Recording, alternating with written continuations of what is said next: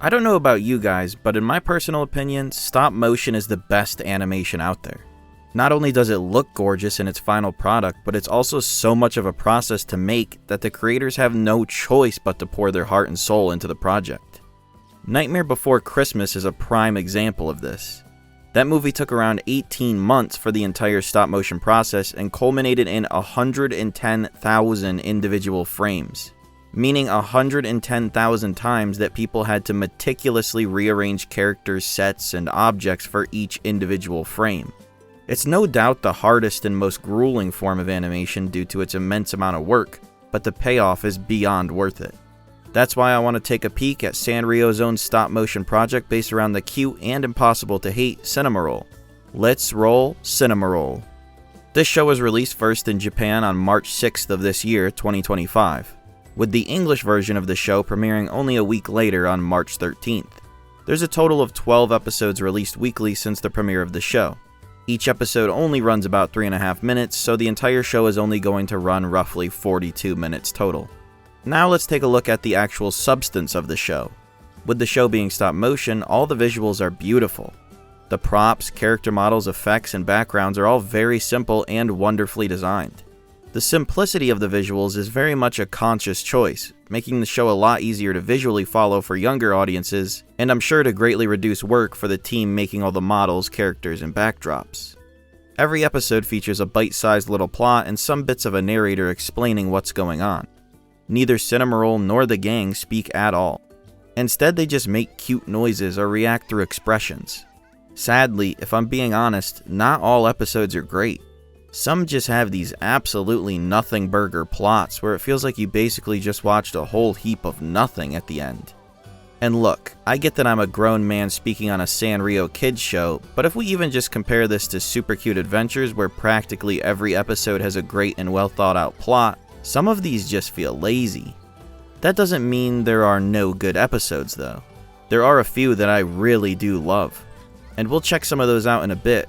For now, I think we should start with the first episode, which in my opinion falls very short of that high caliber Sanrio standard. Cinnamoroll wakes up early in the morning and decides it's a perfect day to fly a kite. He has an adorable breakfast, then hurries outside to get some kite flying in. Sadly for the poor little fella, there's no wind.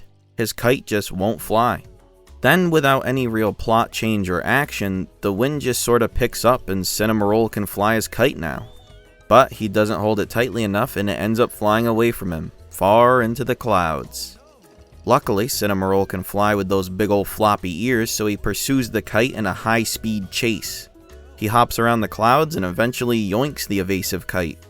Immediately after, a kite pops through the clouds right beside Cinnamoroll. Peering through the clouds, he can see that Espresso is flying his kite. He comes down to say hi to his bud, and then that's it. See what I mean when I say some episodes are just sorta nothing burgers? This episode had like no plot to follow. Cinnamoroll needed wind to fly his kite, but then it just naturally started up and he could fly it. Why not make the plot revolve around there being no wind and then his pals come along to help him create some sort of breeze so he can finally fly his kite? That would make a well-paced and cohesive little mini story. Instead, they opted for it to be about Cinnamoroll losing his kite and then flying up to get it and ending with seeing his friend. It flows all wrong, even if it is one of the cutest things in existence. It's basically Sanrio's version of a thirst trap, but in cute form. Sanrio is cute trapping us. There are legitimately great episodes though. Let's use the episode Detective Cinnamoroll as an example. Mocha baked a cake and to her and Milk's surprise, some punk came along and chomped some up. And look who shows up to save the day, Detective Cinnamoroll. He comes strutting down the stairs and is ready to put some buster behind bars. Just look how adorable this fella is as he menacingly walks around. Once his keen eyes get a glimpse of the pilfered cake, he notices a trail of crumbs. The evidence leads him to a window, but look who shows up at the door. None other than Cappuccino with some crumbs around his snout. Cinnamoroll has cracked the case and is doing it in style when out of nowhere bad boy Barry shows up to yoink some cake. It turns out that it was Barry all along. And I absolutely love the ending here where we get a black and white flashback showing us how Barry committed the crime. Not only that, we get to see why Cappuccino had crumbs on his mouth. just some chocolate. Aw man, what an adorable and really well made episode. Good plot, good pacing, great ending, and I loved Cappuccino as the red herring. This one was light years better than the confusing kite episode. I genuinely love this one. It's really weird that some episodes are great and others very much miss the mark. You would think with the show only spanning 12 episodes that the creators would pull out the best ideas for every single episode, but it's sadly not the case. I would say only about 3 episodes are top tier, with the others being good enough or not very good. There's one episode that sees Cinnamoroll and the gang flying through a magical portal in the sky and ending up on some desert island. All of the props and moments from this particular episode are great. I love their little ship, the fruit and desserts look great, and the animation is very on point. But then you get to the bizarre plot.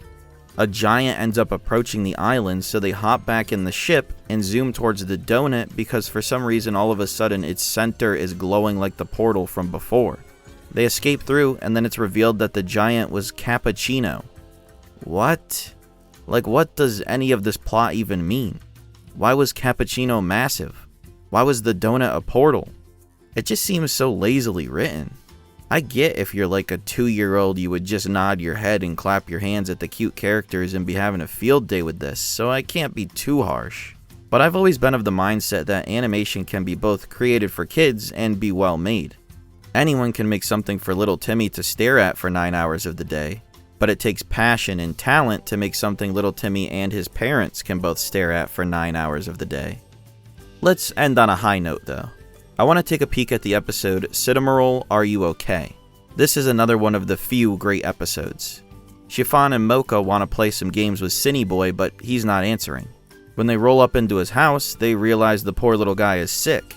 Chiffon gets him a big old comfy blanket and Mocha makes him a hearty stew to get him feeling better. They leave him after they plop a nice cool washcloth on his forehead to help him feel better. Milk and Cappuccino get word of the ill puppy, so they come in wielding a book and some puddings. Cappuccino sets the pudding cups down and Milk, beyond adorably, tries to start reading the book. Cappuccino sees red as he attempts to withstand the pressure of being in proximity to such delicious treats, and he finally caves in, slamming down a full pudding like a maniac. Espresso ends up popping in and soothing Cinnamoroll with a lovely lullaby to help the sick little fella fall asleep. The next morning he's good as new thanks to all his pals and is ready to get back to it. This one is so simple, yet everything flows just right with a definitive beginning, middle, and end. There's a problem, everyone helps to resolve said problem, and it ends with a wholesome and happy solution. I'm not sure why every episode wasn't as well thought out and planned like this one in the detective episode. It bums me out a bit because everything else is perfectly done. The stop motion fits the cute world of Cinnamoroll so well, and it's obvious that love and creativity went into the design of everything. I have a hunch that the show was made relatively quickly to give a preview of the upcoming stop-motion My Melody and Kuromi series, and as a means to gauge audience reception of the stop-motion style. Either way, it's a fun time, especially for little ones. If you want to give it a look, every episode is available for free on YouTube, and I would definitely recommend the episodes Detective Cinnamoroll, Cinnamoroll Get Well Soon, and A Friend in the Winter. All of those are amazing. The rest are pretty hit or miss, but not ridiculously terrible or anything. If nothing else, they're all incredibly adorable. That ties it up though. Now I want to hear from you guys and gals. Have you seen the show at all? If so, I want to hear your opinions on the episodes. Did you also find them kinda hit or miss, or did you love every single one of them because it's impossible to hate anything related to that charming floppy-eared pupper? Let me know in the comments below. I read them all and respond to most. Thank you so much for watching the video, and hey, if you enjoyed it, a like and subscription help out a ton. Plus, they're free. So long.